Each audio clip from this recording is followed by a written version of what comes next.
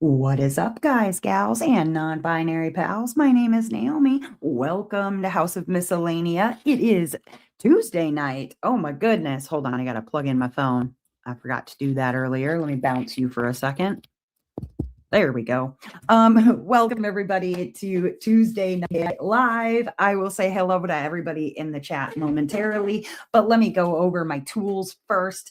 I have a pen from Diamond Pen Pal. This is the Satura pen. Love it so much.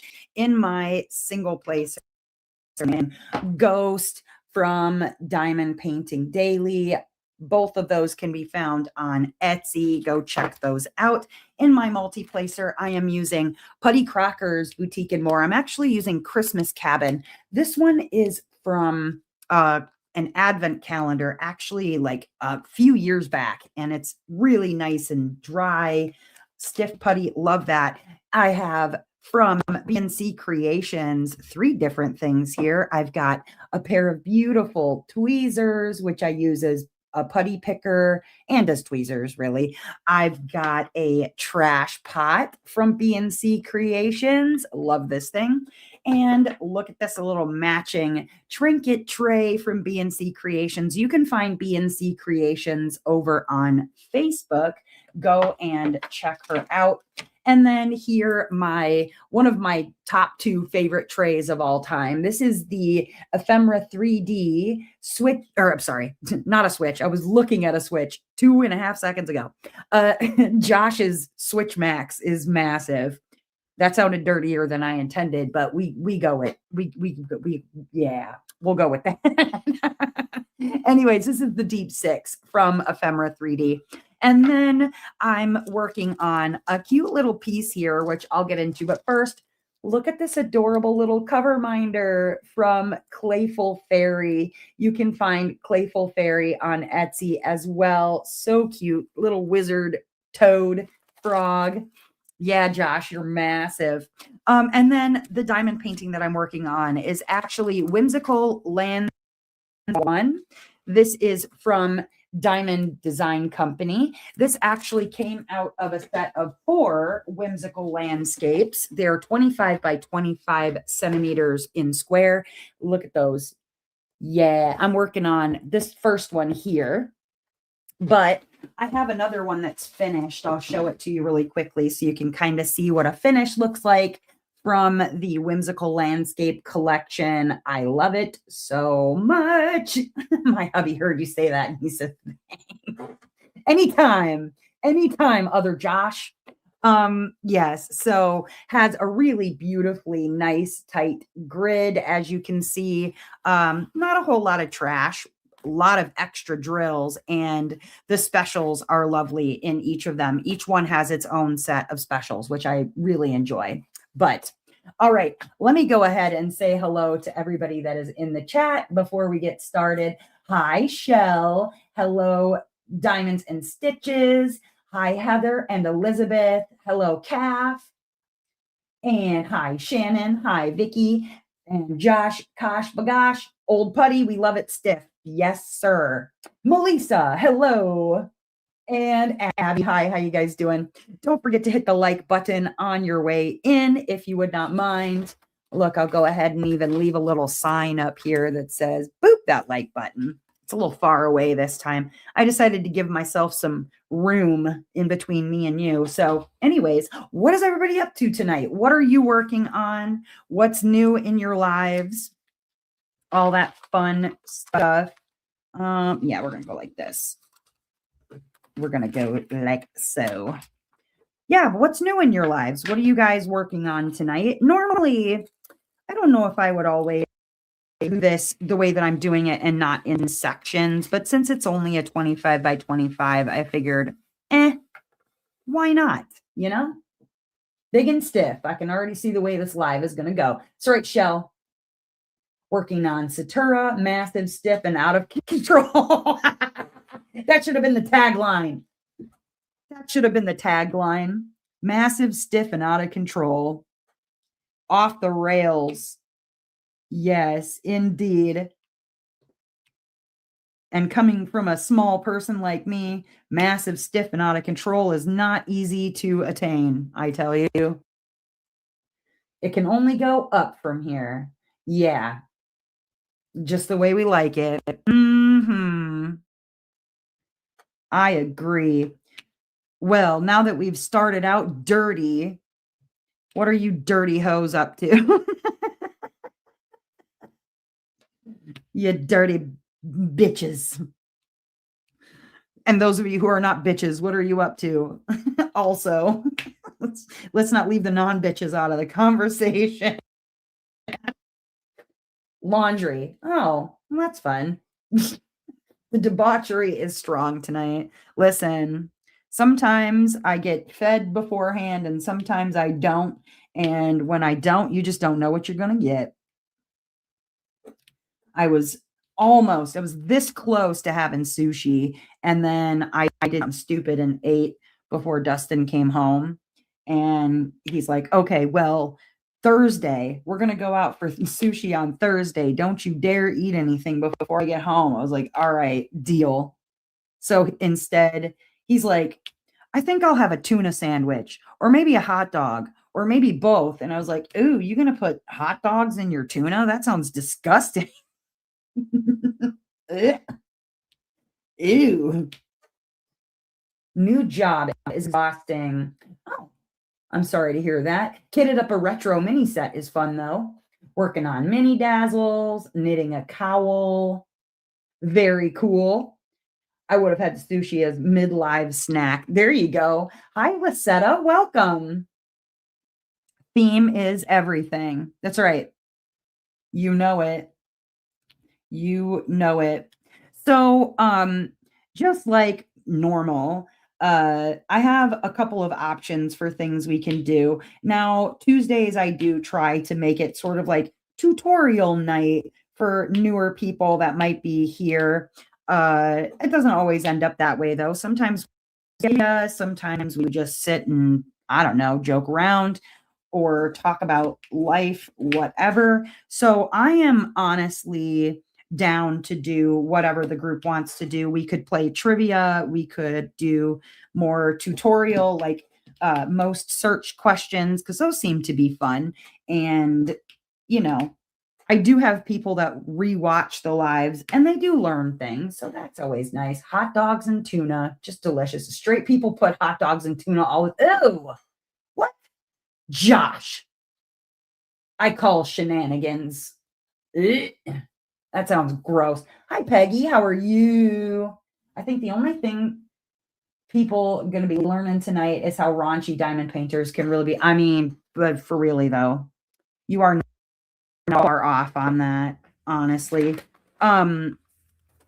Yeah, so he's going to eat his apparently hot dogs and tuna, and I'll be up here doing a live stream because that sounds awful. Hot dogs and tuna. Okay, question for the group. How much money would you need to be paid to drink an 8-ounce glass of hot dog water? There we go. That's the $1 million question. Would it take you $1 million? I think I would drink hot dog water in an like you have to drink the whole 8-ounce glass. Okay. So like how much would you need to be paid to drink hot dog water? I'm thinking I'd probably do it for like, hello, color and chat with Joanna. My day's going well, thank you. He's not talking in the literal sense. Oh, I see. I missed it completely, Josh. You are right. They do put hot dogs and tuna all the time. By hot dog, I mean phallus. And by tuna, I mean the female equivalent of the phallus. Thank you for clarifying, because apparently that was a put the bubbles in the water, very literal from me. Take it. I took it completely. Yeah, literally. I couldn't do it for any amount. No, I've drank worse. Have you ever tried that nasty stuff? Oh my God. So Shell, every time that I've done, like the glucose test for pregnancy, or when they make you drink the contrast fluid or whatever, and they put it in Crystal Light. Every time I get nauseous. Is the water hot? I mean, you could you could have the water like a drinkable temperature. I don't think it's going to be like, I mean, you could have it like either sipping temp, or you could have it like chugging temp. Do you want it to be cold or hot dog water? Because I mean, it's just hot from the dogs, not hot from the temperature. But no, I would say the hot dogs are not still in the water. The hot dog water is just the water left over from like boiling some hot dogs. What do you think? I think I could probably do it for, I mean, I've done a lot worse. So I could probably drink some hot dog water for a cool, like, I don't know, $100. I could do that for $100. I have a really bad gag reflex. You must really hate hot dogs. I refused on my third pregnancy. The first two times made me so sick. Yeah. Joanna can do it. See, the drink they make you drink before a colonoscopy. Yep. I think I might be able to handle hot dog water before drinking that shit again. Yes, Abby. That stuff is awful. So bad. Yeah, I think I could do it for like $100. I don't want to go like two. Okay, hold on, bacon. Let me let you out. You don't gotta scratch the door up. There you go. Goodbye. Bacon had to be let out. Now watch. 5 minutes from now, she's gonna be asking to be let back in. Yeah, I don't know. I think I could do it for $100. I don't want to make it something that's like, I do it for $10,000. Because yeah, of course I'd do it for $1,000,000. Even like reasonable. I could do it for $100. I wouldn't feel too bad about drinking hot dog water for $100. Okay, so we were at the bar. This was, oh God, I was in my 20s. I used to run karaoke at the bar, and my friends would come every single Saturday that I ran karaoke, and we'd all hang out. You know, some of my family was there, my friends were there, and we just have a blast, right? Basically taking over the entire bar, doing karaoke, and like just being ridiculous. And one night, I remember I walked up on a conversation between um, my friends and my family, and they were they were talking about um, like how much it would take this straight person to not be straight anymore. And I think probably because he'd had some drinks in him, he comes up with like a really reasonable number, like I did for the hot dog water. And the guys at the table were like making jokes about like, maybe you should come up that isn't what the group of us here at the table could just pull out of our pockets. It'd probably be a good idea. I know my dogs would do it. Yeah, drink hot dog water. Why not? Allison, this is Whimsical Landscape from Diamond Design Company. This is one of four that are in the box, but this is Whimsical Landscape number one out of that set. This is the whole set. Whimsical Landscapes from Diamond Design Company, and I'm doing the one right here. I love it. Oh, Noelle's in chat. Sujin's in the chat. Hello, Glory. Toss a little bit of chicken bouillon. Oh, okay. Very thin soup. Hi, Beth. No worries. You're not late. You're right on time. You got here too. What did I walk into? No, not like 69. The after dark part started early. Josh started it, okay? Blame Josh. It's 100% his fault. I'm just asking what people would need to be paid to drink hot dog water. We were talking about, Dustin said that he was going to have a tuna sandwich, a hot dog, maybe both at the same time. And I was like, you're going to put like hot dogs in the tuna? And then, yeah, Josh made a joke that went right over my head about straight people and hot dogs and tuna. And I didn't catch it because you put the bubbles in the water. That's why. Because that's how apparently with it that I am. I'm sad with myself too because I usually catch that stuff pretty quick. Frog, yes, the little froggy cover minder from Playful Fairy is so cute. Hubby says he didn't start shit. Don't believe him. He's the instigator of all things chaos. Yeah, other Josh. Josh Kosh Bagosh started it. He did it. Oh my goodness. But yeah, I'm normally pretty good about catching innuendos. Not this time. This time it sailed right over me, right over top of my head. But yeah, I said that I would drink hot dog water for like $100. I'd do it on a dare. I've done worse on dares, to be honest with you. Okay, here's another question for the group. If you play or have played Truth or Dare with your friends, are you one of those people who, like, you're the master of chaos and so you pick Dare all the time? Or are you one of those people who would rather just do none of the Dare things, but tell the truth about everything in your life all the time? I feel like I am probably a master of chaos when it comes to Truth or Dare. You took it literally too. I'm not alone. I'm not alone. I like to do dares. I feel like life's too short. Um in fact, some of the things that I have done on dares, I've done a headstand in my friend's cleavage before. That was fun. You spill your guts, you're not a risk taker. Good to know. Good to know.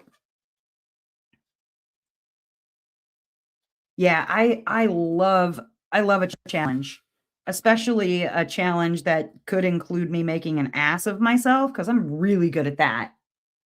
Hi, Jen. Of course, dare, says Margie. Why else would you even play? That's what I'm saying. That's what I'm talking about. That's why probably the whole hot dog water for $100 thing, like I've done so much worse than hot dog water for $100. I love playing some truth or dare. Although, see, now here's the thing though. When it comes to somebody who picks truth all the time, I start getting just really into your business. I will go all the way in on some really, really serious questions. I'm going to know all about you by the end of the game. If you're willing to go truth every time, I'm going to really, really get in there. I was a vol firefighter for 12 years, so I always take the dare. Yeah. Dare. People's feelings could get hurt with truth. Melissa, yes. Yup. And I'm real good at hurting people's feelings. So probably better that you do not ask an autistic person truth questions all the time. Oh, shoot. I'm like, I was just telling you for your own good. That's why most of my friends were pretty good about not asking me, like, how stupid they look in an outfit or how large their ass looks in something. Like, don't ask me that question unless you want an actual answer. But I'm also the kind of person that, like, okay, if we're out as friends, you and me, we're out, we're hanging out at the bar, or we're hanging out at a club, or we're hanging out wherever we're hanging out, even at another friend's house, whatever. If I've got a booger hanging out of my nose and you do not tell me, our friendship is over. Our friendship is officially at an end because friends tell friends when they've got a bat in the cave. Okay. I mean, you don't have to like point at it and be like, you got a booger in your nose, but you could definitely, like let me know that there's a booger there somehow. Like you could give me the like scratch your nostril sort of situation, or you could say something subtle like, oh, you got a little bat in the cave. I'll know what that means. But if you don't tell me I got a booger in my nose and I go into the bathroom later and we've been sitting across from each other this whole time and I have like some sort of a flap happening, like some booger flap, you better find your own ride home. We are no longer friends.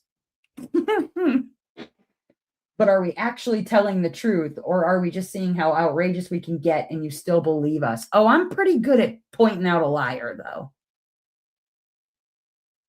You may not want the truth from Mel. When I get political, girl, no filter. Ooh, from me, not Mel. I can read.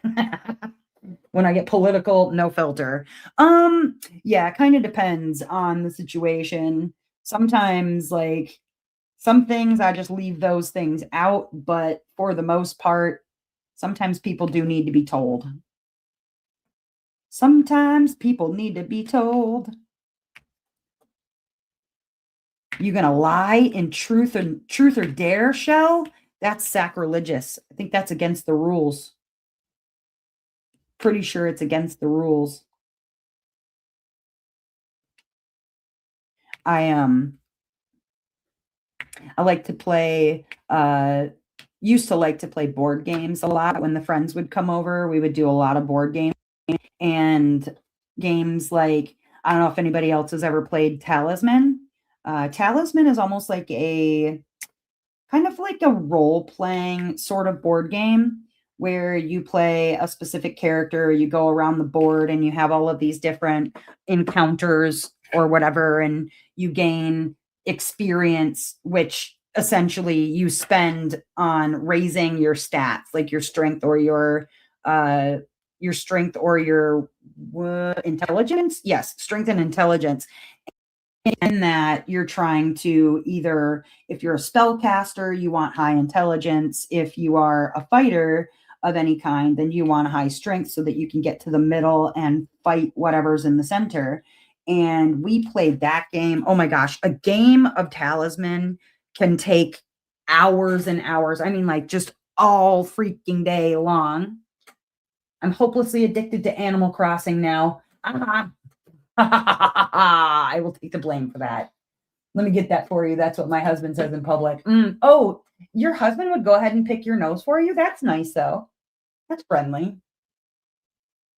I've been playing Animal Crossing, but Pokopia comes out this week. Pokopia? What's Pokopia? Is that like Pokemon Utopia? I don't know what that is. Animal Crossing New Horizons is an amazing game. Like, honestly, one of my hands down favorites. Love some Animal Crossing. Oh, remind me, Jen. You had talked about you needed fruit or whatever, and if you haven't played online with anybody, let me know. I can hook you up with some fruit. I'll open my Switch later on, and I'll bring you some fruit and millions of bells if you want them, or I don't know, whatever you think you need. If you need harvests, like crops or whatever, I can bring those too. And so much stuff. I'm storing stuff on my other Switch for someone because they wanted to restart. That was before they added the feature where you can essentially build a whole other island, like a dream island on your island, but I haven't messed with that feature yet. I still haven't finished my very first island that I ever created on Animal Crossing, so that's probably my problem. A friend told me about Nook. Oh, Nook. Okay. Um, please be careful, Jen, on Nookazon. I will give you a link to a treasure island. Do not spend your real money on anything to do with Animal Crossing. Either A, I will get you a link for a treasure island, or B, if you don't want to go to a treasure island, I will bring you stuff. Like, please do not spend money on anything on Nookazon, please. I remember back in the day, they used to have the star fruit trees. They were fruit trees, but they grew star fragments. It was a hack. It was something that was hacked in early days of Animal Crossing. And then people were out there paying real money, actual dollars, to get these star fragment trees. And then Nintendo wrote in a code so that they like all basically erased, like it erased all of the star fragment trees and just made them regular hardwood trees. There were people spending their real money to get specific villagers like Raymond. I remember people were spending real cash dollars to get Raymond. Why is everyone crazy over this game? I'm getting so peer pressure. Joanna, because it is a really wonderful game. It's cozy. It's not like challenging in any kind of way that makes you feel anxious. Like sure, fishing, I suppose, can be a little bit anxiety ridden or whatever, but more or less like it's to decorate, it's to have really cute villagers, it's to grow crops, it's for, friendships and things like that with animals that island. Like, why do people take it seriously? Because the updates that they've made to the game since it came out are just really freaking impressive. Like, the amount of stuff that you can actually do. And if you go and look at like some of the island tours that people, builds that people have made of their islands, like I'm telling you, it's wild the kind of stuff that people have been able to actually on their islands to make them look really, really awesome. Different themes and room builds, and it's a fantastic game. Oh no, it's just community trades. I don't want to go on treasure islands. Okay. Well, like I said, if you need anything at all, just let me know. Like you don't even have to go on a treasure island. I will bring you millions of bells. I will bring you whatever you need. Anything, clothing, furniture. The only thing that I don't have access to currently are the newest stuff from the 3.0 update because I haven't played through yet to get that stuff. Shell, it's like Palia. I've heard that there are a lot of parallels between the two games. All right, let's see. What color do I want to do next? Let's go with, I'm done with this color, so we can put this at the back. There we go. All right, what's T? 28. Where is 28? There it is. But yeah, you just let me know if you need anything specific. I'm happy to bring you stuff if you need it. Hello, Brenda. Hello, Marianne. Nothing much. We're just sitting here chatting about games and things. Oh, I didn't realize that this was a fairy dust. It's a dust drill. It's like this light blue dust drill. That's pretty. I didn't even realize that that was one of the specials in here. Palea's cute. I have a weird thing. I like to earn my bells, but I love trading items and presents. Oh, I have a bunch of DIYs. So if you want some DIYs, the ones that you find on the beach, I've got a bunch of those too. I completely understand wanting to earn bells. Can I tell you one of the best ways to earn bells is there are a couple of things that you can craft that it doesn't take too many items, but honestly, cooking. There's a couple of like making French fries, for instance, like growing potatoes. There's really high yield on making French fries, cooking French fries, and then reselling those. But there's one in particular, I can't remember which recipe it is.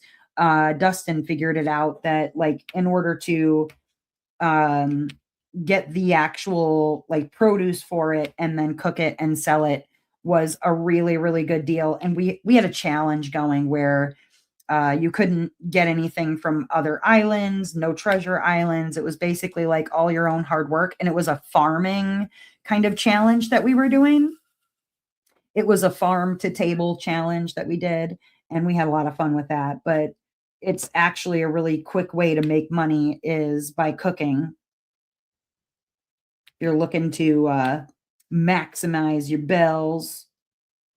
Because my island, I actually paid off my entire house, like no cheating, no time traveling, none of that sort of stuff. I did it all on my own. But you have to keep in mind too that I've been playing the game since the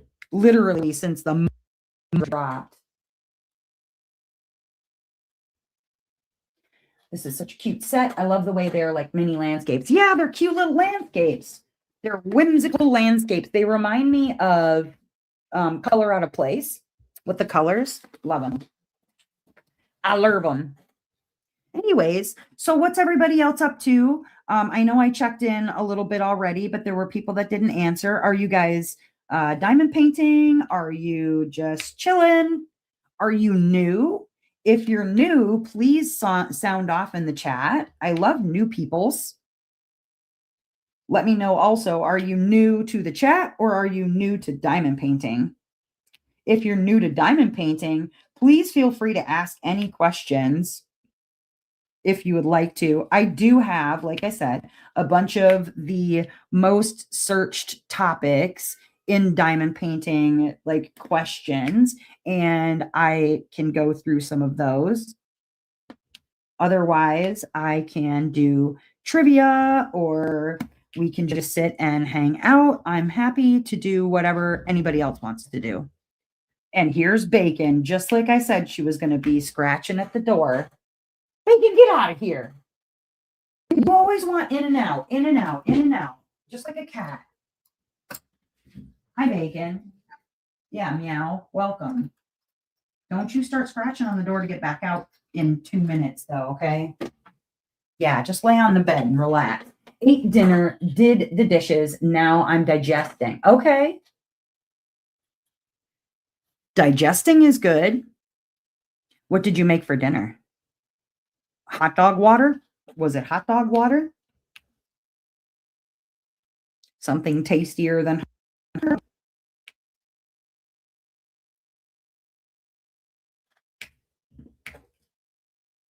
chilling. I'm tired. Oh boy. Peggy's just chilling. Was at home eating. Now I'm back at the shop doing some diamond painting. Nice.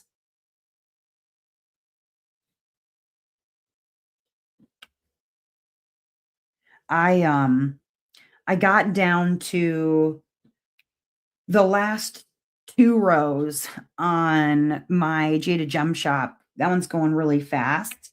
I didn't want to work on it for the live because I haven't like done the unboxing video. Well, I did the unboxing video. I just have to put up the unboxing video.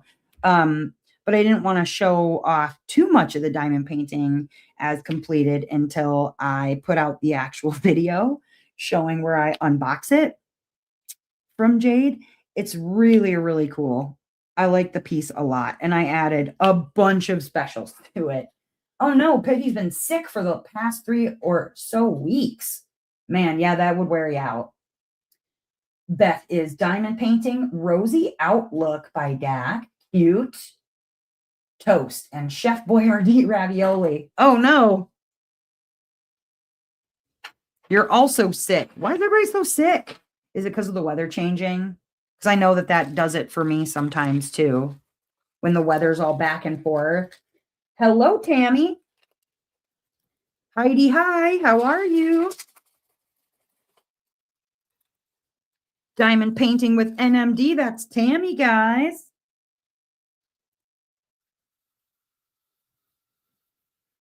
Yeah, I don't know, like the weather is so all over the place, so I can completely understand people sick from that when it does this yo-yo crap. Okay, did anybody actually get to see the, because I was pissed. I went out about a half hour before the eclipse was supposed to happen, early this morning, thinking like, yeah, I'm going to see the eclipse. It's going to be awesome. Half hour before the eclipse, the sky was looking clear, no issues, whatever. 10 minutes before the eclipse is supposed to happen, the clouds roll in. It's completely, like, can't see anything at all. So I didn't get to see the eclipse. I was really bummed because it was a worm moon last night. So that's always agitating when you can't see the eclipse that you've been waiting hours and hours and hours to see. Grr. And then it's like all of a sudden like, oh, rain will be in the area in about an hour. No rain, just clouds. Just overcast so I couldn't see the eclipse. Bunch of crap. Bunch of crap. Angry feelings, you know? Last night you could see Jupiter. Yeah, that too. Same time, but the cloud cover, so I couldn't see it too close. Yeah, it sucks, man. I mean, not that I wasn't going to be awake anyways. You guys know I'm up third shift anyhow, so that wasn't the problem. The problem was just couldn't see it. Just couldn't see it. But well. You win some, you lose some. I've seen lots of lunar eclipses. Um, wasn't able to catch the solar eclipse this last time. You could see it somewhat close to where I live in Indiana, but in order to like see it in Indiana, I would have had to drive there. And from my understanding, parts of Indiana were literally swarmed with people wanting to see the total solar eclipse. And so I did not. I did not go. I skipped out on that, but what can you do? What can you do? Okay, I'll tell you what, I will pull out the questions for the most searched things, and we'll play along with that. Don't forget, if you're in the chat and you have tips on any of these things, always nice for you to share, because people do actually go back through on the replay and pay attention to people's answers. So you are welcome to answer questions too. I heard that in Sarah Palin's voice in my head for some reason. I can see Jupiter from my house. Yep, just like Russia. She can see Jupiter from her house. Trying to diamond paint, but I'm sick and just want to lie down. Oh, Tammy, I'm sorry. Yeah, everybody's sick. What's up with that? Okay. So the next little section, because we went over a small amount of them the last time, diamond painting storage ideas.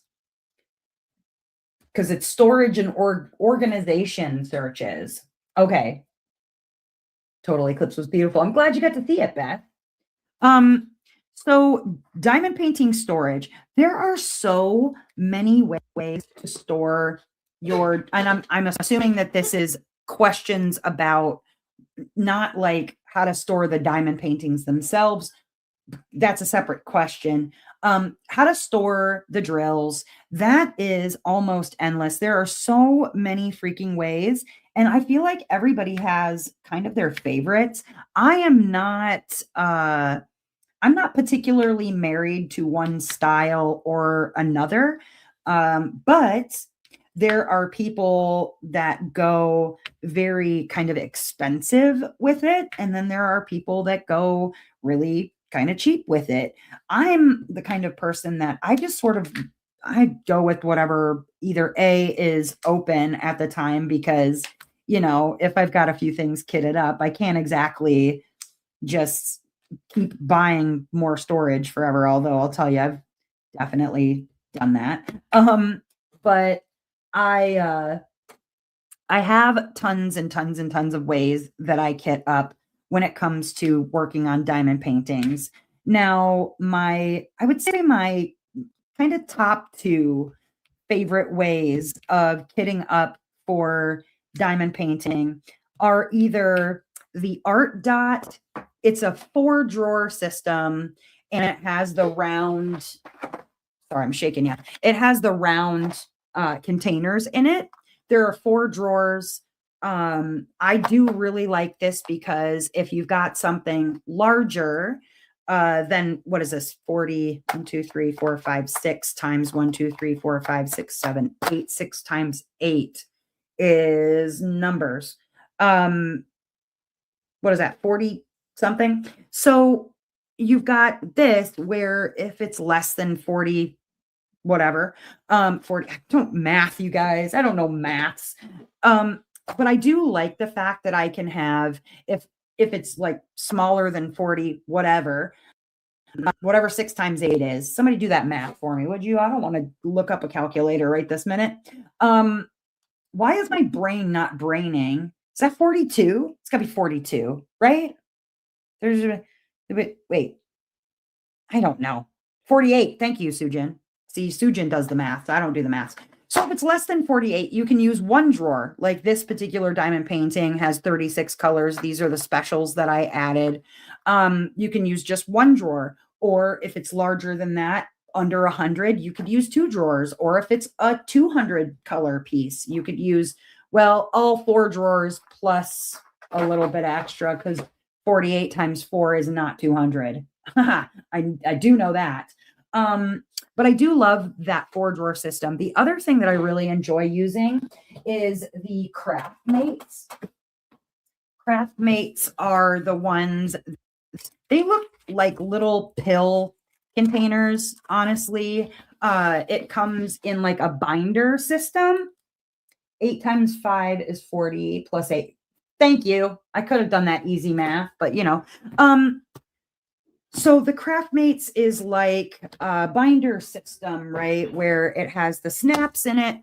And then when you open it up, essentially, these are just like, honestly, they're like pill containers where they have 7, and then you get 7 times 4 here, 7 times 4 over on this side, right? So 56 that you can fit into these, which there are plenty that have less than 56 as far as the colors in it. Not 50, yeah, 56.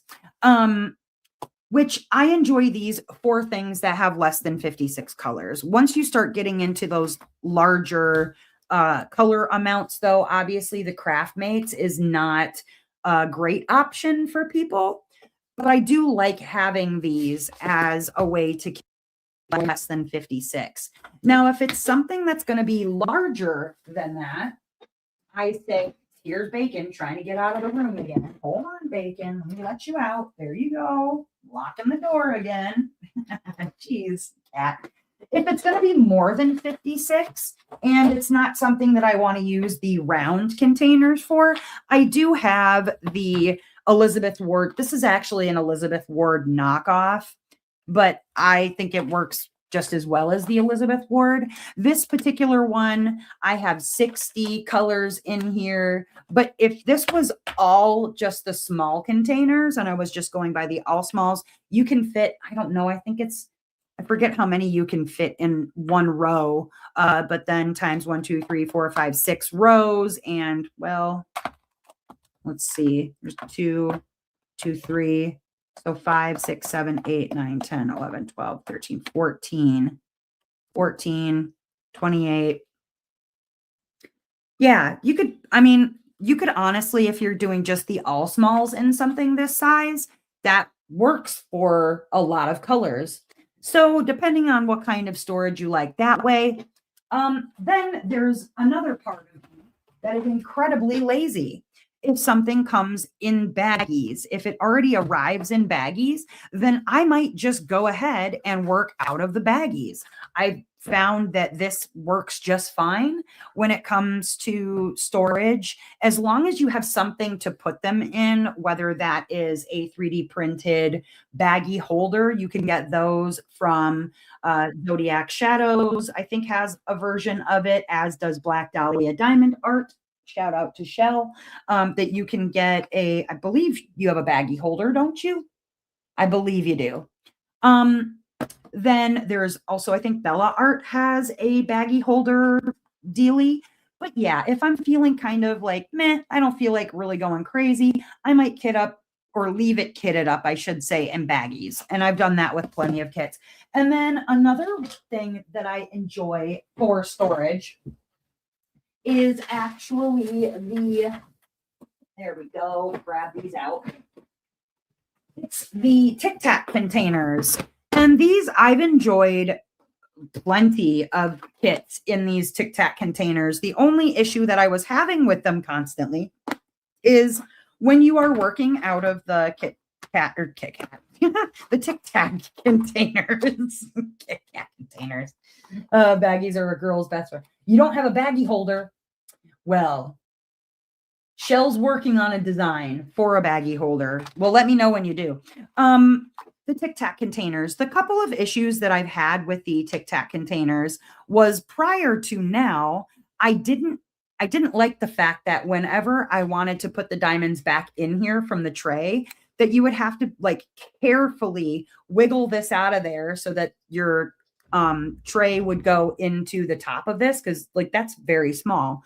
But ever since I found the Deep Six tray, this one from Ephemera, look at that, you guys. It fits perfectly inside of a Tic Tac container. And so I've had less issue now using these Tic Tac containers because the problem I was having is using the Tic Tac containers. Constantly, I was breaking these off when I was trying to pull them out. Or conversely, if you squeeze these a little too hard, it will crack straight up the top. I hate that about the Tic Tac containers. And so when you have to like pull the tops off of them in order to empty, either A, you're going to break that little thingy, or B, you could crack it by squeezing it too tight. And like, what a pain in the butt. So I wasn't using the Tic Tac containers for a really long time. And now that I have the Deep Six tray, I absolutely can use these to kit up in. And believe it or not, a DAC sticker fits perfectly along the top of this, like just perfectly.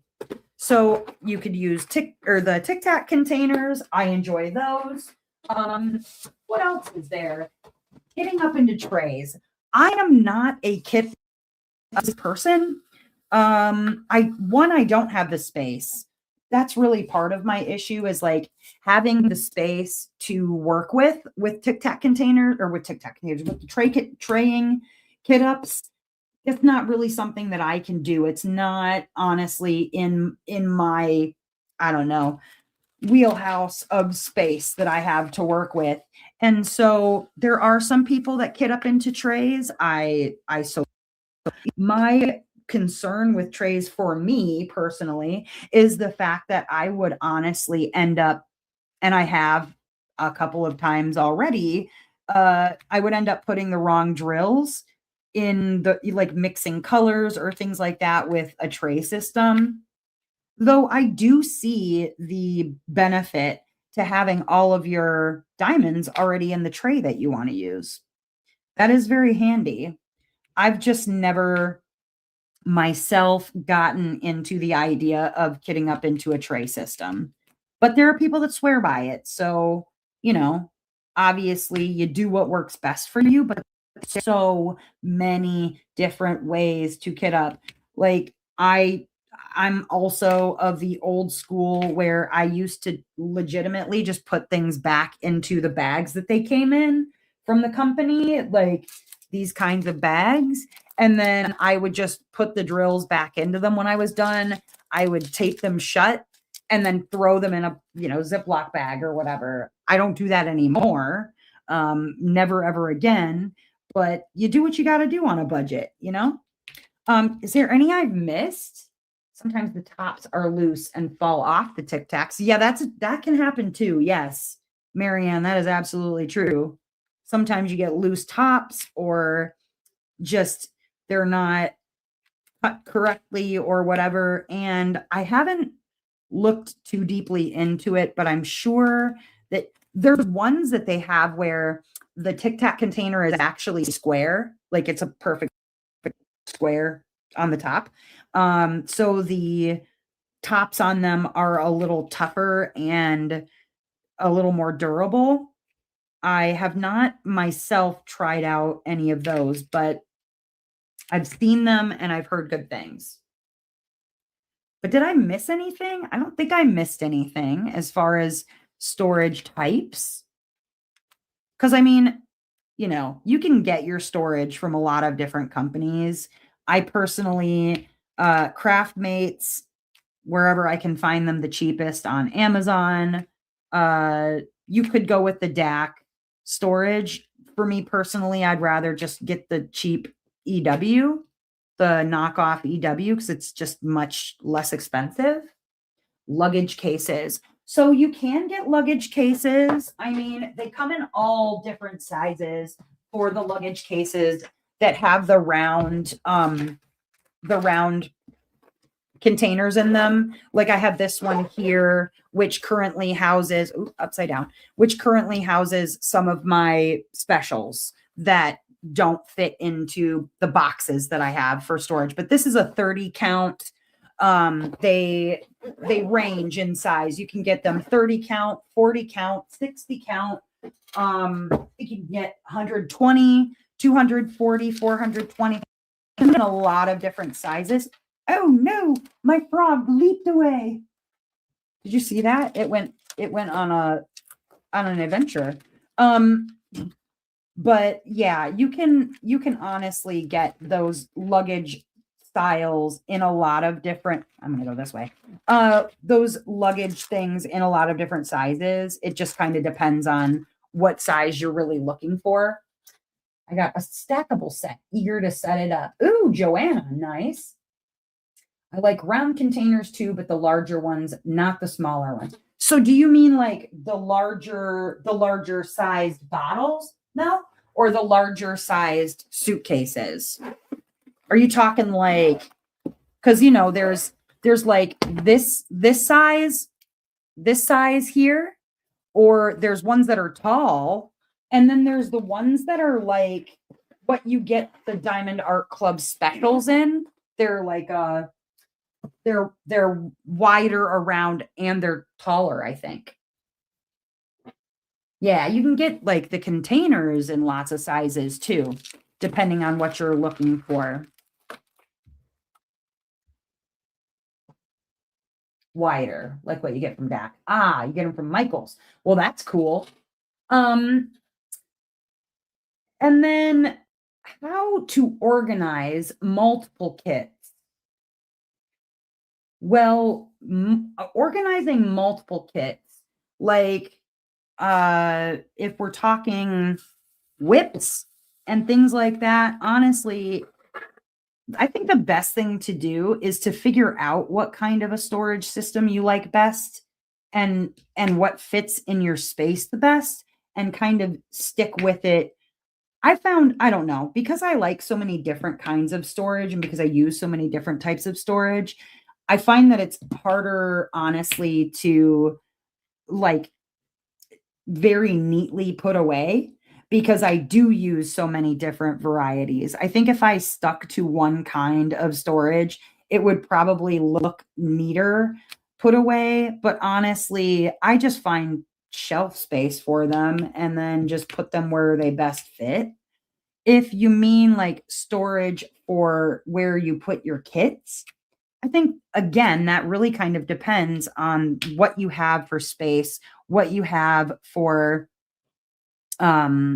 like ability to move things around often or whatever. Because sometimes I like originally when I first started diamond painting, my plan was to remove the diamond paintings themselves from the boxes, throw the boxes away or recycle them, whatever, and then keep my drills in drawers, like in Sterlite drawers, and then to put the canvases themselves to either hang them up in the closet on or to stack them in a Nick Pro bag, just flat, unrolled. And I decided over time, I hated taking everything out and then separating everything. I felt like it was just, I don't know.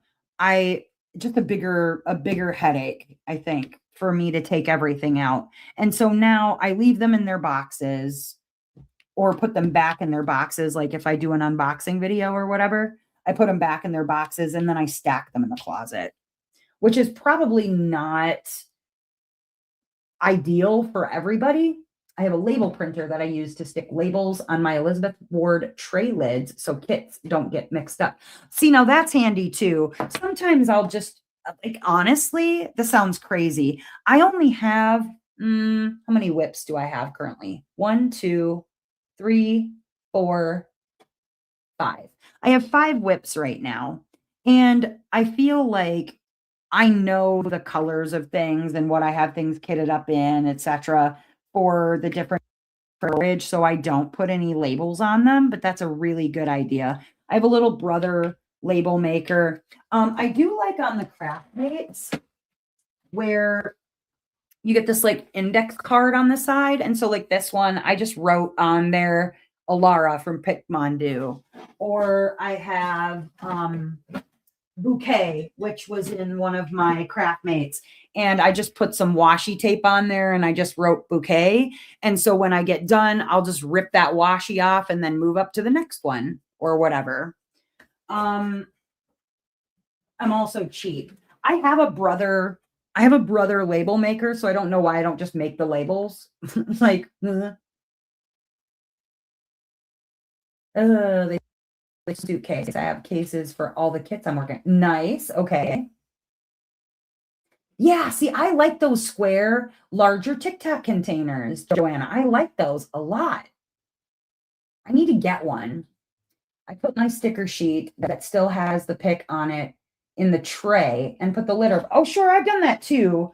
Where I'll put washi tape down, and if it's one of the old DAT kits that has the I'll show you the old stickers on the DAT containers that you used to get. You used to get like the extra sticker that had all of the information, like this one. This, I would like put washi tape down and I would put this down on the container that I have the drills in. But honestly, I know what color family all of it's okay. One time I got my drills mixed up. It was two different kits that I was working on that were like both in the same color family. And I did almost get tripped up. I was like, where are my drills? Like I couldn't find the specific color that I was looking for. I needed to refill. And I was like, where in the heck did I put like, it's not in here. This doesn't make any sense. It was the wrong kit. I was looking in the complete wrong place for the spare drills. I was like, this is not, because I don't empty all of the drills into the containers when I work on the kits. So yeah, I almost tripped myself up on that one and then realized like, oh, whoops, it's not that kit. I'm looking in the wrong location. How many whips are you all comfortable? Asks Beth. So, and then Margie, I'll answer your question in just a second. As for how many whips, like, are you all comfortable having? I've had as many as 12. I feel like anything more than 5, and I'm really just one, it's taking me a long time to get kits finished because then I'm like splitting my attention on so many different things. But I noticed that I have to have at least 3 for a couple of different reasons. One, sometimes I can't show you guys what I'm working on that at that moment because it's something that I'm going to sneak peek, or it's something that, I want to wait to show you for one reason or another. And so I feel like I need to have at least 3. And I usually try to do one round kind of mixed in with the squares that I'm working on. But okay, so as for Margie, your question, do DMC numbers match from one DP producer to the other, or are there like die lots that may vary a bit? I'm going to show you something that will blow your mind, but probably won't blow your mind at the same time. Okay, so I save my spares from all of the resin kits that I work on. So not all of my acrylics do I save, mostly because the quality of drills on the acrylics are not necessarily to my liking. I'll work on a acrylic kit, but like I'm not trying to save those for future projects or whatever. Although sometimes I've found that I needed replacements in acrylic and them. So there is that. Okay, but let me show you something that's really interesting. Bacon, enough. You do not need to be in here. You've come in and out like 16 times, cat. The cat's trying to be in and out, in and out. Then come in here, chill on the bed, quit running everywhere. My God. Okay. So I save my drills from my Diamond Art clubs and my non-Diamond Art clubs. Okay. Now these are just squares. So what I'm going to show you is really strange. Okay. So taking any color in the DMC. Now, every company manufacturer kind of has their own dye lot thing going on. Stuck on something. There we go. I'll move my lamp. Every company has kind of their own dye lots. What I have noticed is with Diamond Art Club is really good at being fairly just consistent across the board. Like this isn't all from one kit. This is actually me throwing like the spares from 4 or 5 different kits into one bag. And as you can see, all the colors match. That's a really dark color, but let's go with 920. I've mixed multiples in here. And as you can see, Diamond Art Club does a very good job of keeping their dye lots consistent. Now, this is 920, okay? Let me see if I can find one. Oh, here we go. Where are those drills I just saved out for Josh? 3747. Perfect. Here we go. 3747. And I'm going to pull out 3747 from Diamond Art Club. They'll use the same numbers, but they won't necessarily have a matching dye lot. So here we go, 3747. I'm going to show you something that's going to blow your mind a little bit. Close these up so I don't lose stuff. Okay.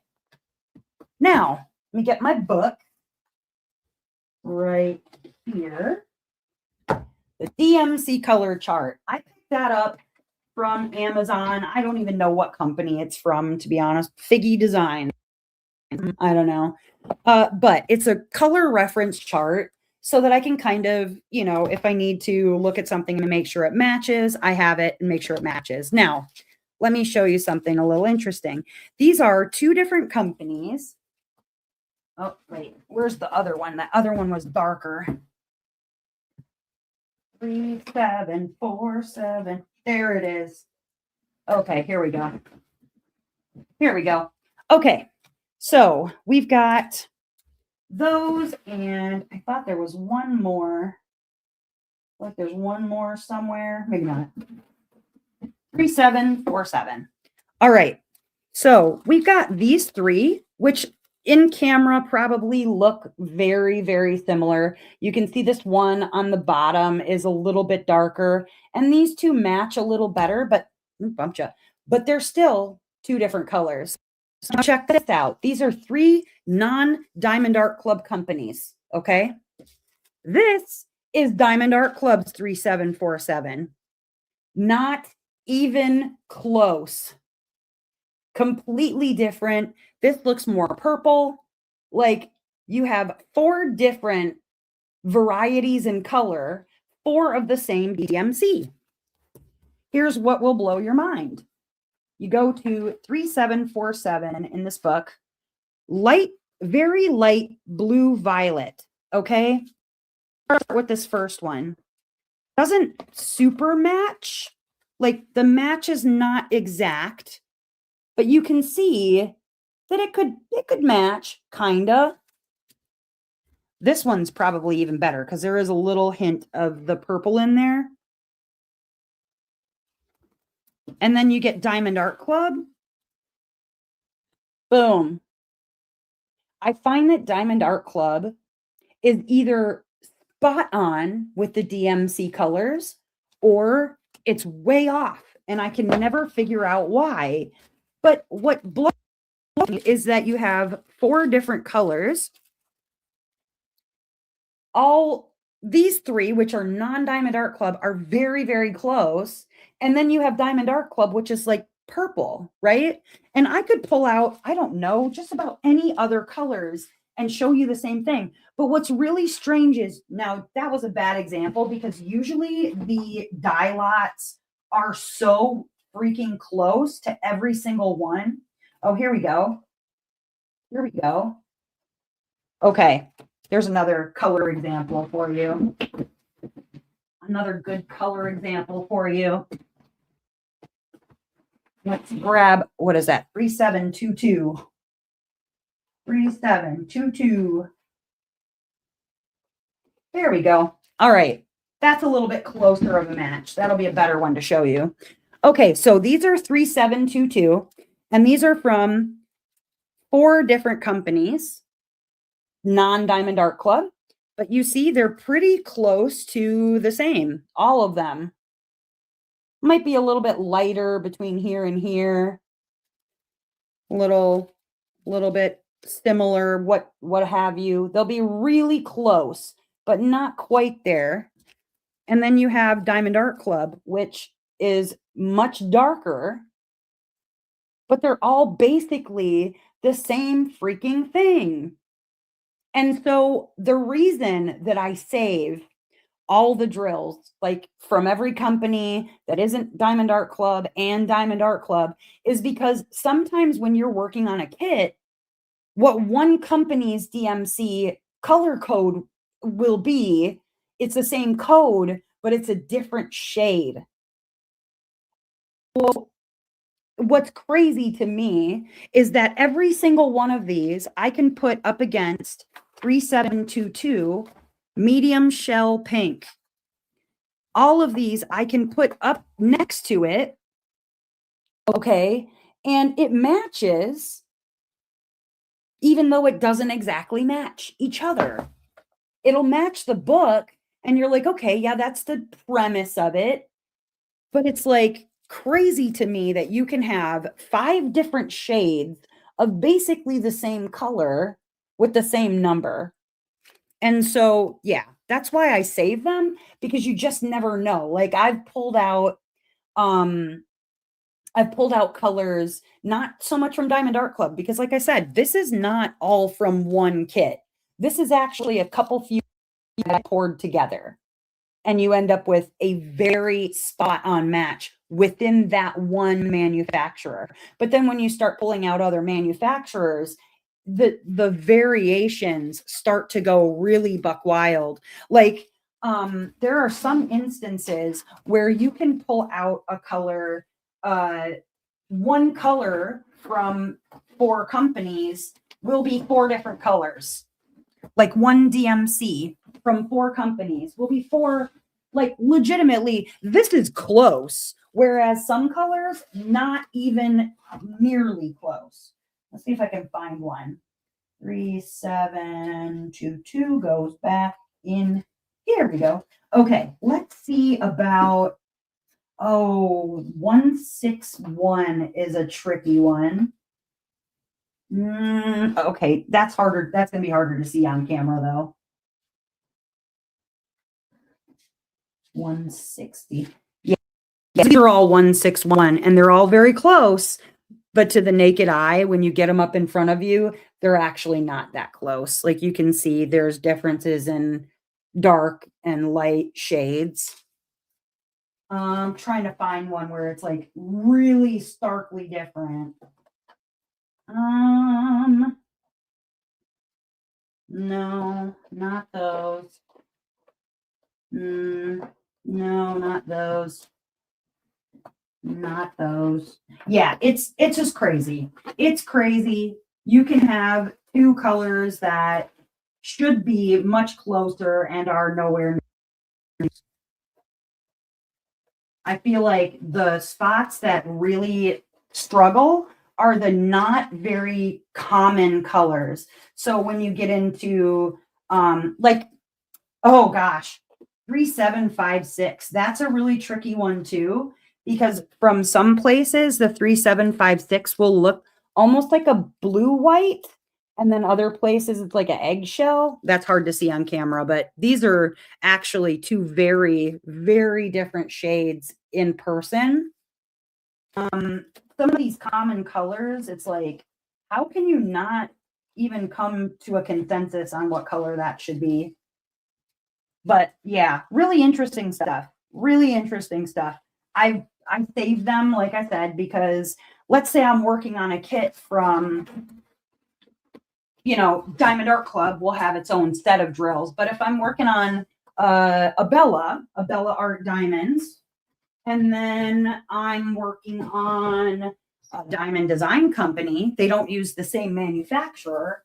And so I'll end up with, I'm looking for a color that doesn't match at all. And I'm almost better off just, putting in something from a completely, other DMC number. So yeah, pretty crazy stuff. Pretty crazy stuff. I love the book. I'm using it because I mixed colors. There is actually a really fantastic website. It's called, what is this website? Threadbare.com. I'm going to put a link in the chat because I use this really often when I'm trying to find, if I can't find the exact color, but I need a color match, this will help you find a color match. And all you have to do is you go on to, and actually let me share, I'll share the screen on here so I can show you guys through it. It's on threadbare.com, and it's this find the closest DMC color chart thread, and you can use it for diamonds too. But it gives you all of the DMC colors in here, including your ecru and your blanc and all of those things, right?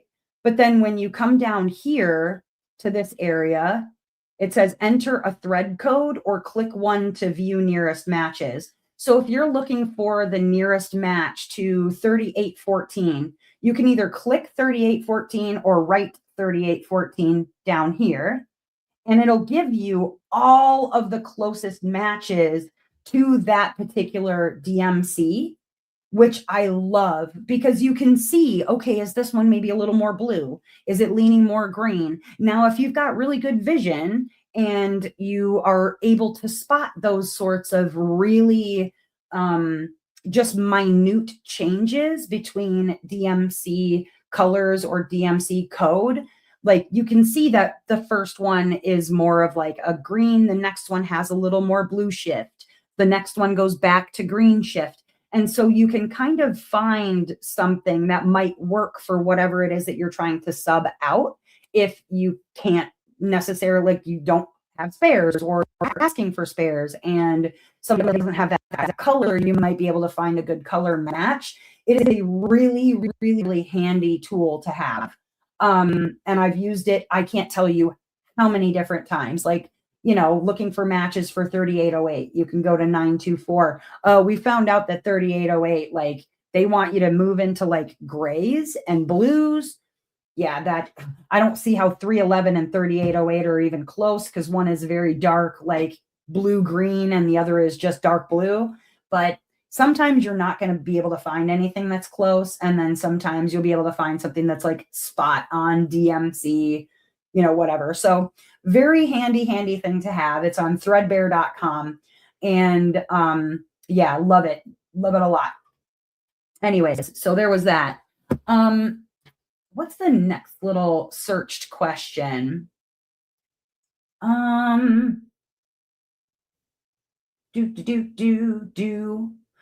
what is DMC in diamond painting? So DMC is actually much older than diamond painting. But and the funny thing is that most of the DMC codes that we see, the numbers are really wacky, weird, but it all makes sense. And so like DMC is the Dolphus Meag and Company. It was like the leading manufacturer of embroidery floss. And as we know, kind of diamond painting was born of cross stitch. It's a very similar idea. There are currently like 447 DMC official colors. There are ones from other systems, like the 6000s number that you see from Diamond Art Club is actually from another color coding system. but DMC stands for Dolphus Meag and Company, and it was actually meant to be for different shades of thread, the dye lots or color lots for embroidery floss. And it's a very, very, very old system. I feel like the DMC has been around. Oh my goodness. I don't even know. Hold on. Maybe I can find out. Possibly. I don't have a quick, easy answer for that. But that being said, that's what it is. Not all companies use it. A French embroidery floss company started in early 1900s. Thank you, Shell. But yeah, they created that code and that chart for their embroidery floss colors. I grew up with DMC because my mom embroidered. Yeah, and so some of us, like, it was embroidery or it was cross stitch or that sort of thing. And for people who are doing cross stitch conversions, that's why you can do cross stitch conversions, is because they have the same dye lot codes. But then you've got some weirdos like Diamond Dots that don't use the DMC. They actually use a whole other numbering system. I forget what theirs. But yeah, so that's what DMC is. Do all diamond paintings use DMC codes? No. In fact, I've seen now, as far as I'm aware, any of the licensed companies that I personally have worked with, besides Diamond Dots, like I said, they use their own system, but every other licensed company that I have worked with has used DMC for their particular numbering system. But some places, they'll literally just give you on your legend, it'll give you 1 through 15 or however many colors it has and a symbol, and that's it. And you have to match up the bag, 1 for the number 1, 2 for the number 2, and so on. The reason Diamond Dots and other store brand diamond paintings do not use DMC codes is because most of them are owned by Leisure Arts. Oh, Leisure Arts is a competing fiber arts company. Interesting. And they cannot legally use the DMC code. They have their own coding system. Interesting. Thank you, Shell. We've got Encyclopedia Shell in the chat, and that is very handy. Thank you very, very much. Let's see. What are 3D versus 5D diamond paintings? Do I know the answer to that? I don't know if I know the answer to that.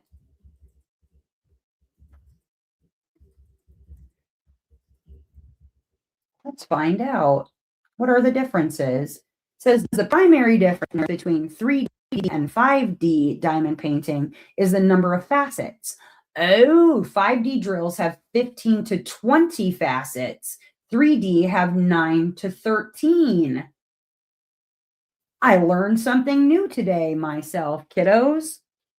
Yeah, I didn't honestly, when I was searching, I was like, isn't everything in 3D?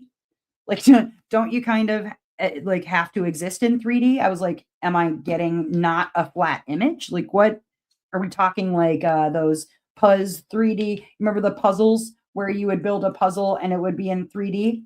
I never really knew what the difference was. That's really handy to know, especially if you're shopping on, let's say, a Temu type site or AliExpress or Shein. You see like them put 5D or 3D on their tagline, and I never knew what that meant.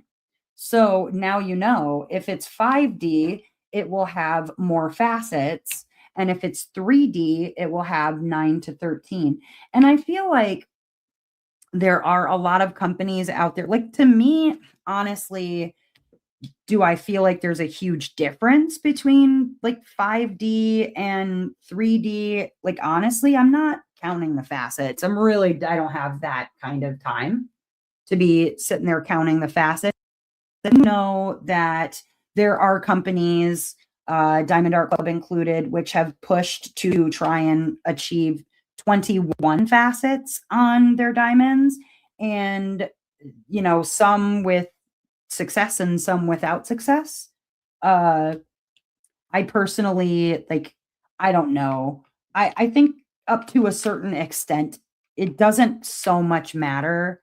Um, I do know that as far as when Diamond Art Club was doing everything with peaked drills, I prefer the peaked drill personally. That's my preference.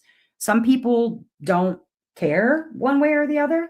I always thought it was the same thing, just called different things depending on the company. That very well could be too. I don't know if the companies themselves are really paying attention to how many facets their diamonds have. But it's good to know though, because I always saw 3D or like, what does that even mean? Like, again, is this going to be like Puzz 3D? Am I going to get a three-dimensional diamond painting on like a placard or something? But I don't know. I like the peaked drills. I'm a little bummed to find out that Diamond Art Club is going back to the flat drills, although they do still look more faceted. I did notice that their flat drills still appear to have more facets. It's like they just took that peak right off the top, and it still has the same facets like below the peak area. But I did really enjoy the peak drill. I especially like the way that they feel when you like touch the top. Personally, don't like the pointy drills. I feel like they make me go through putty or wax faster than the flat tops. They're very satisfying. Yes, very satisfying to the touch. I agree. I don't know if I go through putty or wax any faster. I feel like the peaked ones, they felt like to me that they gripped into the putty better than the flat top ones do. But at the same time, like, I don't know. It is what it is. But yes, I like the way that the peaked drills feel like under my fingers more than the flat top drills. But as far as like whether or not something is more, you notice too with the peak drills, like when I take out a flat top drill versus a peaked drill canvas that I've finished, the peaked ones seem more sparkly in a different kind of way. Whereas there's a lot of sparkle to the flat top ones because you're getting that initial flat top to it to sparkle. Hard to see on the camera, but they are really, really sparkly. The flat topped ones in person too. They catch the light, it seems like a little bit better. But yeah, I don't know. The flats don't fit in tips as well. Yeah, I don't know. I don't know. I feel like they don't, but why do some drills look dull? Well, do you want the opinion? No, I'm just kidding. There are drills that are made of acrylic and drills that are made of resin. And if you are working with acrylic drills, the acrylic drills are dull in comparison. Resin drills are from resin, epoxy, and acrylic drills are pressed in a mold, whereas resin drills are poured. And when they come out of their mold, if they're, pressed or if they're poured, when they come out of their mold, they come out cleaner. Whereas an acrylic drill, when pressed, because they're melted into facets, which they really kind of don't have good facets on them, they don't look as shiny as the resin drills do. I know that there are some people out there that believe that, it's just a fad, or people only like the resin drills because influencers told them that they're better. I guess if I'm an influencer and I'm telling you that it's better, I'm telling you it's better because it does look better. There is a difference in the way that they look in the finished product. There's a difference that they behave on top of glue There's a difference in the way that they behave in wax or putty. But often they're dull because of the material that they're made from. Sometimes, like I said, because you can't really get facets into the acrylic, especially in rounds. That's part of why they look more dull. Or conversely, sometimes if people seal their canvases and they use incorrect sealer, it can affect the shininess of the drills. Like I know Mod Podge has gotten better and they actually have like specifically a diamond painting formula now for sealer, I guess, for Mod Podge. But back in the day when people were sealing their canvases with Mod Podge, it was really dulling down the sparkle and shine on a canvas. And so I had always recommended to people that they use Minwax polycrylic for sealing diamond paintings. And that I feel like does make a difference, what kind of a sealer that you use. So sometimes that can also make a canvas look really dull when it's finished. Changing the facets, I think, would look different if mixed on a canvas. It does. Like you can definitely tell on a canvas where the drills were mixed. Like you had some that were peaked and some that were flat. It does actually change the look overall. And so, yeah, it definitely makes a difference. Certainly makes a difference. When you use a sealer, do you need to store the canvas flat or can it still be rolled? Depends on the sealer, honestly. There are some sealers that when you finish sealing the canvas, you could probably stand it upright.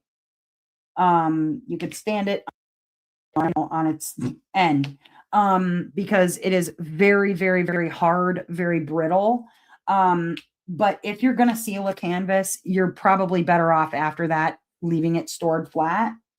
Rolling it could crack the sealer that you use and then kind of defeat the purpose of using the sealer in the first place. But there are also like Minwax polycrylic, for instance, if you seal the canvas and you use a very thin layer, it will still seal the canvas, but it is still kind of like it's been more malleable than other sealers are.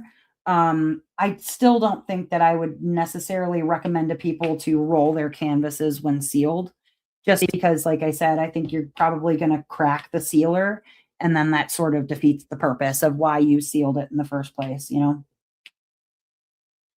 DAC feathered hedge witch had mixed drills. It makes a difference. Yeah, for sure. I ordered the same storage thing you had the other day. Yeah, yeah. So once you have them sealed, you can put them right back in there and they should be fine in the Nick Pro bag. Yep. Are crystal drills better than resin? Well, I think that that would be more a matter of preference, honestly. I've never actually worked on a all crystal canvas. I have noticed that depending especially on the quality of the crystals, which do I have crystals meaning something like these? Tray. Crystals meaning something like these here. These would be crystals right here. And they're like crystals are nice. I feel like they're really beautiful when added to a canvas. I've never, like I said, worked on one that was all crystal, but you can see on some of them where the facets look very different, like this one here and that one there. They look very different. And also this one kind of looks round. This one over here looks kind of round, and that's because it's not cut very well. They tend to be more trashy. It doesn't look like they have lots of facets. Let's see if I can pick one up with my finger. The ones that have lots of facets also tend to be very cupped. I don't know why it is, but in the tray, they look like they have way more facets than the other ones do. And that's because they're like really badly cut. So I mean, it's really a matter of preference. Like if you like to work on crystal canvases, some of them look really cool. I've never worked on one, like I said, personally, but they do look really cool. I'd love to work on one eventually, but I've never actually worked on a crystal canvas. They look cool. Crystal, yes, yes. And I think eventually I'll probably work on crystal canvas. I just haven't yet. But they're really pretty and they are really fun to add on to a canvas and make a canvas prettier in my opinion. But that's all really preference. I don't think that there's honestly like a benefit or drawback to either in that case. Like it's just really what you like. Though some of the older style crystals are like kind of plastic on the bottom. They have like a plastic bottom to them, and they need the old style of grid that was a little bit bigger because holy crap, you try to fit them on some of these modern canvases and they do not fit. They decidedly do not fit because they are just too large. So like some of the old crystals that I have, like DP with sparklers, they're the old style of crystal and I'm trying to use them on a DAC canvas and they just do not want to fit. Yeah, the champagne. Yes, yes. Um, okay. Kit searches. Why does my custom look pixelated? Oh boy. So customs look pixelated because you didn't get them in a large enough size. If you can't get a custom from a company that will show you a render, like at least a mock-up of a render when you order it, you'll want to go to a company that will give you some sort of mock-up render because oftentimes you're either trying to get a good deal for your custom and you're not wanting to spend a bunch of money. I understand. Diamond painting is not a poor man's hobby necessarily, but you're trying to get something that's too small for the picture that you're trying to achieve in a custom. Sometimes it's also a matter of how detailed are you trying to get this picture to look. Like if you have a lot of detail in a little teeny image, it's going to come out looking like, I don't know, something crazy from, the 1980s or whatever. Like it's not going to look great.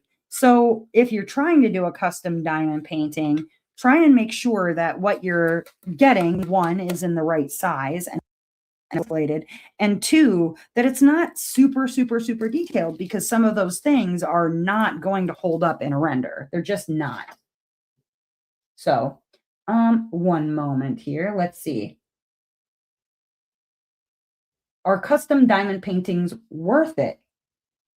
Well, again, that's all in the eye of the beholder. It's like if you really want custom really badly and you don't know like much about getting customs and that sort of thing, and you end up with sort of a cheap look to yours, it's probably less about you being horrible at knowing what to get and the company maybe not giving you the best options when you were picking your stuff out.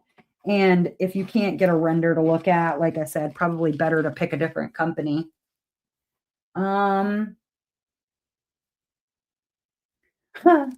What if I spilled my drills? Oh, problem solving.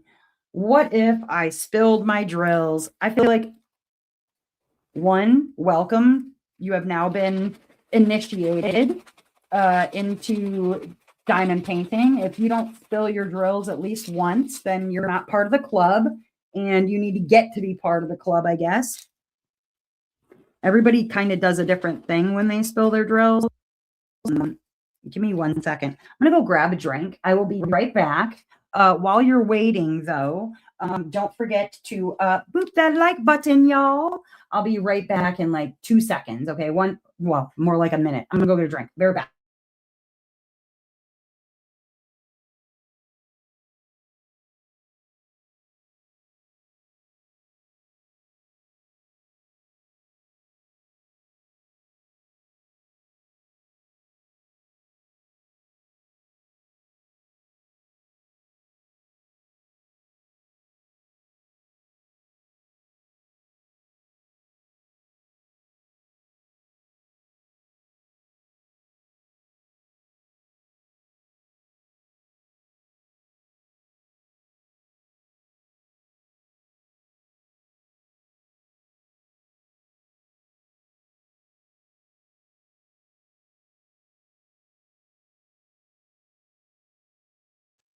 Just bumped like the whole table as I came back in. So yeah, as far as when you spill your drills, well, first get your swearing and all of your anger out because it happens to everybody. I feel like everybody spills their drills. So get used to that happening.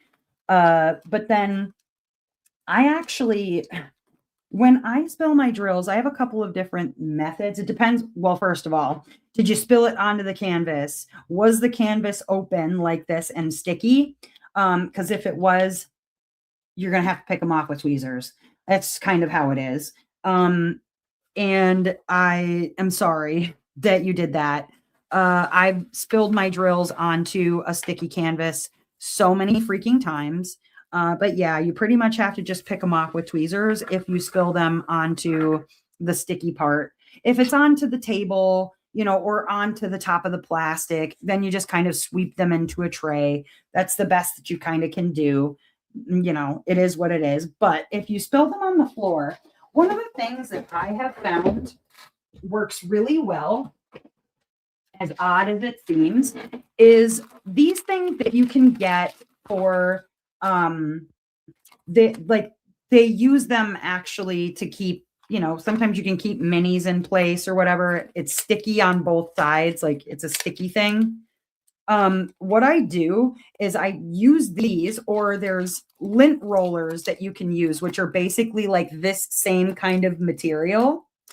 And this sort of a lint roller, I just use these things and I like take the plastic off, obviously. And then I push, like I go like this and all of the drills will stick to it. And then I pick them off that way so that I'm not legitimately just putting a bunch of hair into my tray, because I've got dogs and a cat, myself, I have hair. So I'll like pick them up with this thing off the floor and then pick them off of this. Once you rinse this off, it becomes sticky again.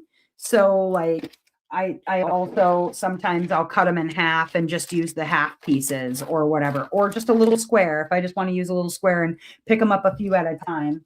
But those work really well for that. That's why I keep those around in case I have a pretty bad spill.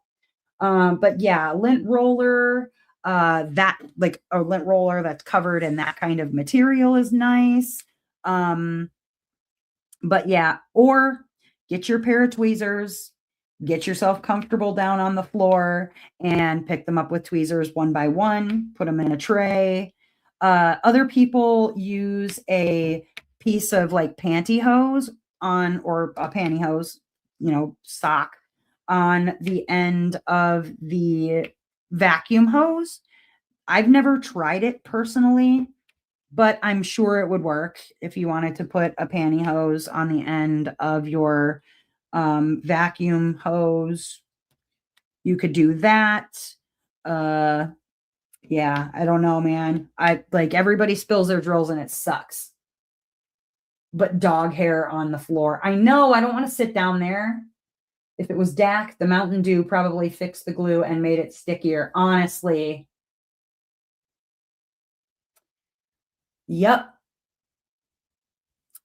Calf says, a few weeks ago, one of my cats tried to jump on my desk and snag the canvas and pulled it down, pulling my tray off, spilling the drills all over, and knocked my Mountain Dew over onto the canvas. Right. So, Mel said if it was DAC, the Mountain Dew probably made it stickier.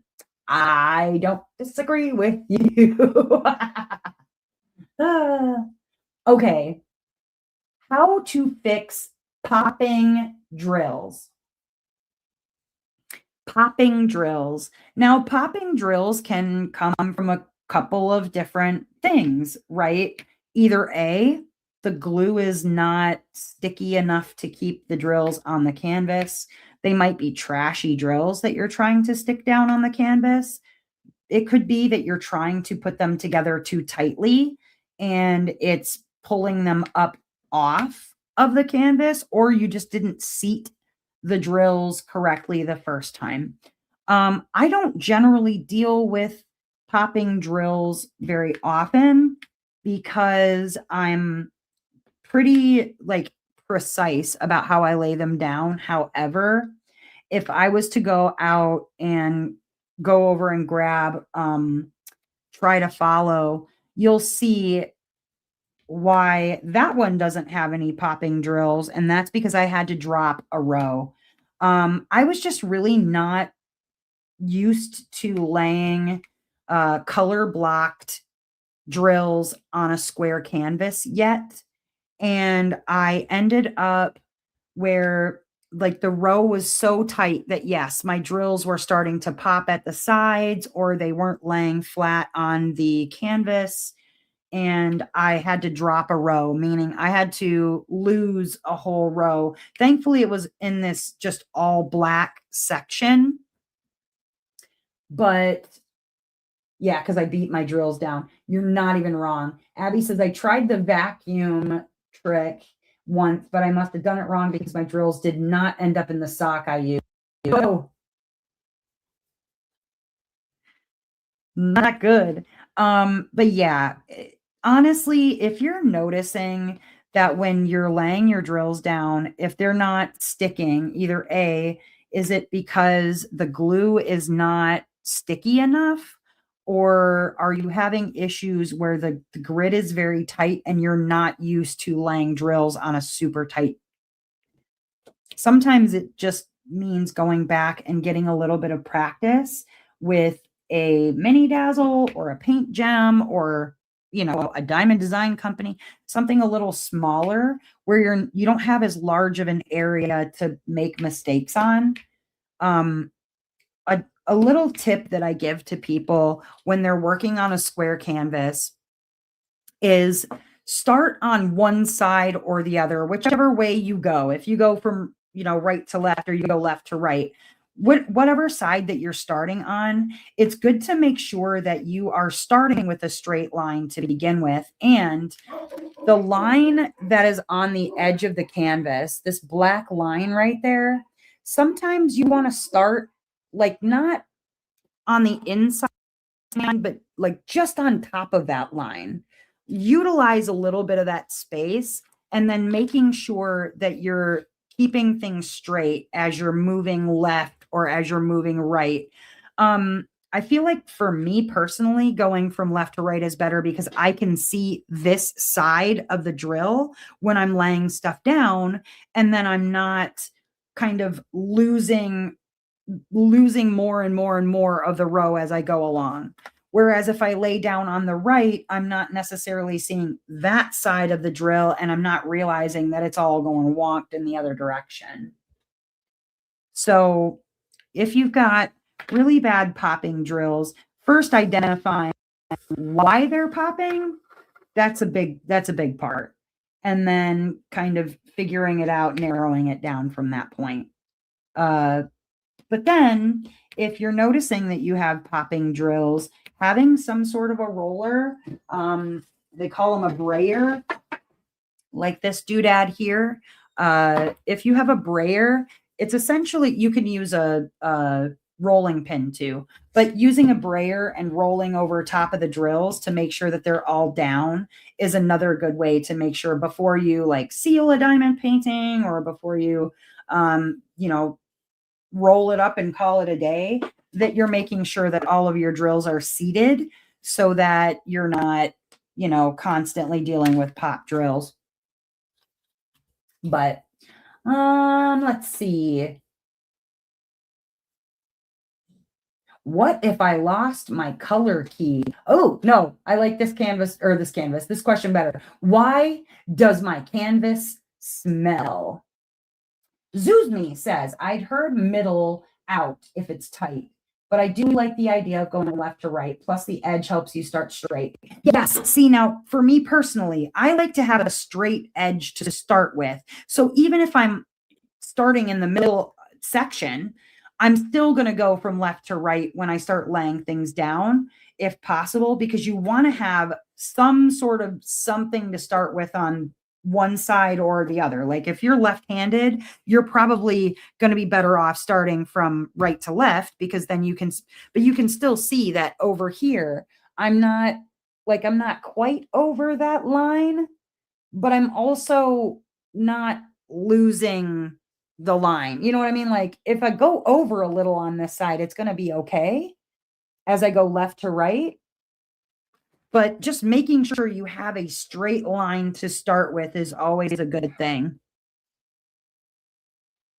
I will do outside to in so that it starts and builds straighter. Well, and Vicky, sometimes that works. And then sometimes if you go like outside to in, and then you get in and realize that things are so tight you can't fit anymore in the middle of those, then you've got this thing maybe that won't fit together. And so like, I guess that's why I'm so anal about when I'm doing sections, not this sort of a situation, but when I'm doing sections that I start on the left bottom and then I go all the way over and then move up and go over and up and over and so on.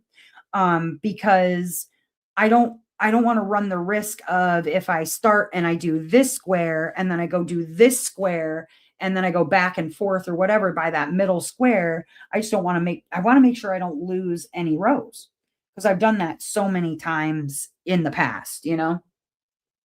But yeah, it can be a struggle. It can be a struggle. But why does my canvas smell, guys? People are asking, why does my canvas smell? It's probably the glue. The glue on a canvas, the plastic sheeting on a canvas can have its own smell. I mean, if it's like the canvas itself smells mildewed or like weird, that's not normal. But the glue itself definitely, yeah, it has a smell. It's kind of a chemically sort of smell. Also, if you are working with Aurora Borealis or AB drills, those to me, I don't know. People say that they smell like rubber, like burnt rubber or something. I think that they like cat piss personally. Um, but rubber also some sort of a chemical smell. But your canvas probably smells because of the glue. The glue on the canvas is likely your culprit. And if you don't like the way that it smells, I mean, you could attempt to air dry it, but there's not really much that can be done about that, unfortunately. It's like sort of is what it is. I really hate the smell. If it's really giving you bad headaches, diamond painting might not be for you, or you could try other companies because I found that some companies' canvases don't smell like anything. Like glue doesn't smell like anything, canvases smell like anything. And so it could just be, you know, if it's a less expensive or even a more expensive company, just depends on the kind of glue that they have. I had 2 delivered today that the outer box had what smelled like diesel. Oof. Thank goodness DAC has good plastic on the shrink. Yeah, that would make me angry if my canvas was smelling like diesel from the delivery trucks. Yeah, that would not make me very happy. And that's it too. Like, you know, depending on where your canvas came from and how it was packaged, you know, it could have travel smells on it. I know that there are some smokers out there who, you know, they smoke around their canvases. I couldn't personally, just because the smell would get really like it's in the fabric at that point, especially if you smoke like while you're diamond painting.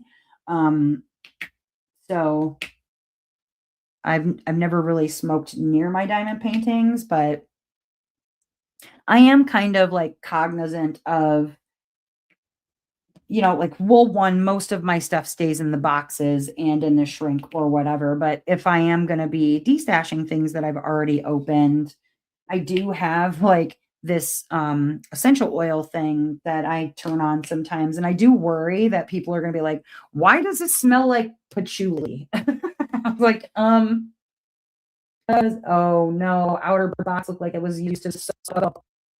Oh, that sucks. That really sucks.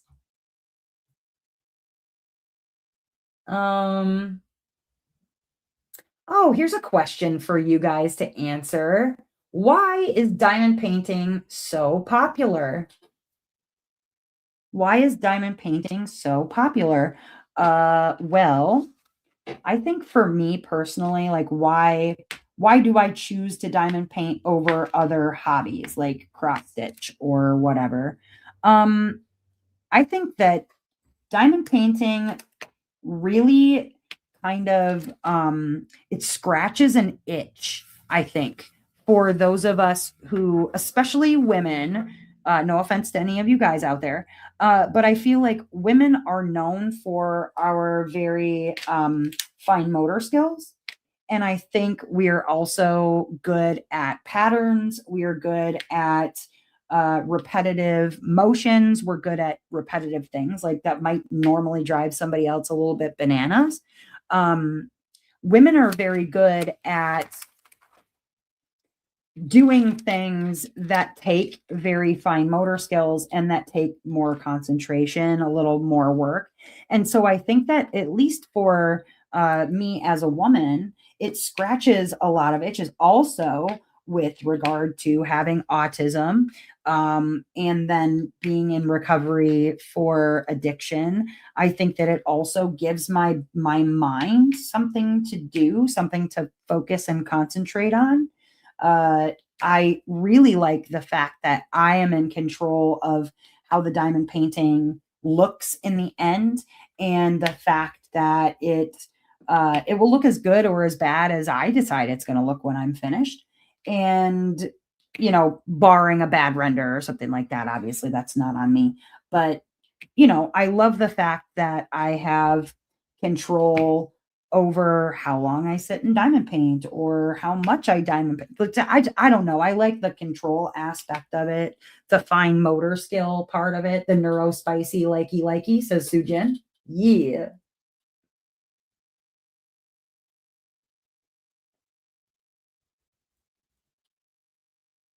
Let's see. Scratches a lot of neurodivergent itches and calms a busy mind. I agree. I think that there's lots to be said for just doing something in a repetitive way. Like there are actually, I've talked about it on Whip Chats. There's so many benefits to doing something repetitively like diamond painting that just it does good things for your brain. Your brain goes, "Yes, this is great. This is great." And so I think that's part of why it's popular. I think also, bumped ya. I think also there's something about. Sorry, my daughter is trying to call me, even though she knows that I have live stream. So if you're hearing a buzzing, that's my daughter trying to call. Not we're really sure why she's calling me during live, but it's all right. I'll call her later. Uh, I'm almost done.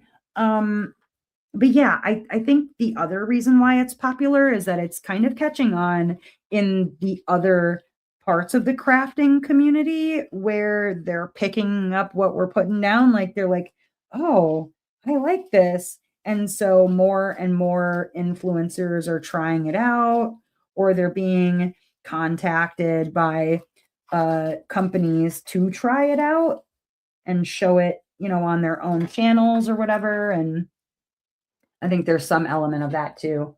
I put on some music and zone, relaxing and soothing. Yeah, it's the same result mentally as crocheting used to do for me, but doesn't hurt my fingers. Yeah, that makes a difference too. Um, and honestly, like I know that Diamond Art Club commercial, it makes me laugh every time. Like cross stitching left me frustrated and paint by numbers ruined my favorite desk. Well, like cross stitching did leave me frustrated. I would make mistakes in cross stitching and then having to like seam rip and it's just like it's too much of a pain in the butt. The thread was always messy. Like I never figured out how to do cross stitching in a neat way where I the end result would look like almost as neat on the back as it did on the front. Thank God nobody was looking at the back of my freaking cross stitch because, oh Lord, it was bad. It was really bad. And I think just it scratched the same itch that cross stitching did because I really liked cross stitch, but every time that I would mess up, I would throw pieces away because I was just so pissed. That commercial makes me want to throw things. Yes. Yes, indeed.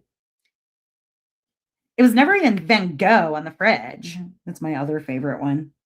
Two different commercials from Diamond. I was just saying earlier, there's a new Diamond Art Club commercial where it's just music and text. I've only seen it like 2 or 3 times because I skip it. I keep hearing it and then I just skip it immediately, so I don't pay a lot of attention to it. But the next time it comes on, I'll watch it all the way through and see what all it says or whatever. Because it's definitely a completely different commercial. Like they don't use any of the clips. It's just them showing diamond paintings, playing music, and then having text on the screen, which I thought was pretty interesting. My wife is doing embroidery and constantly complaining about her hands hurting. Yeah, I can imagine.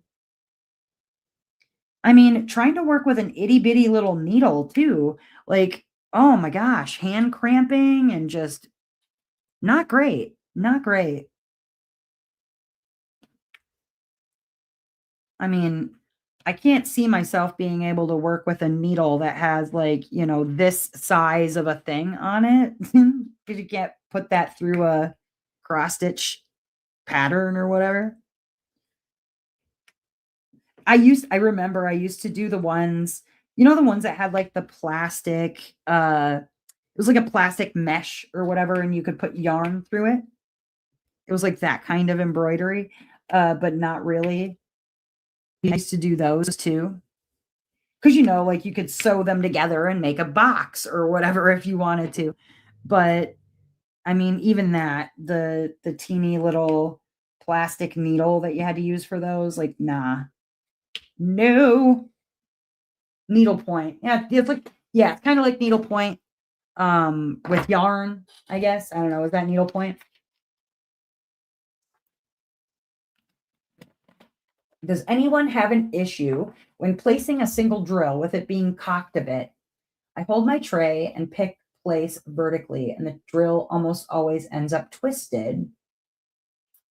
Um, are you noticing that that's happening when the drills are cupped or concave? So, like, for instance, I don't know if you can see this drill right here. This drill is slightly cupped where it's like this.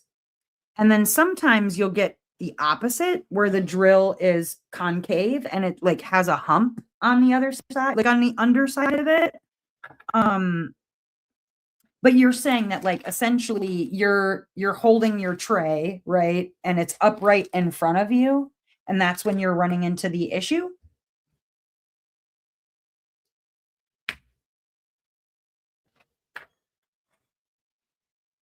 Yeah, and I think I don't know, so much now I'm using my multi-placer even to single place that it doesn't happen as much. The square drill doesn't get away from me as often or twist around or whatever. Because I'm using my multi-placer to single place and multi-place, but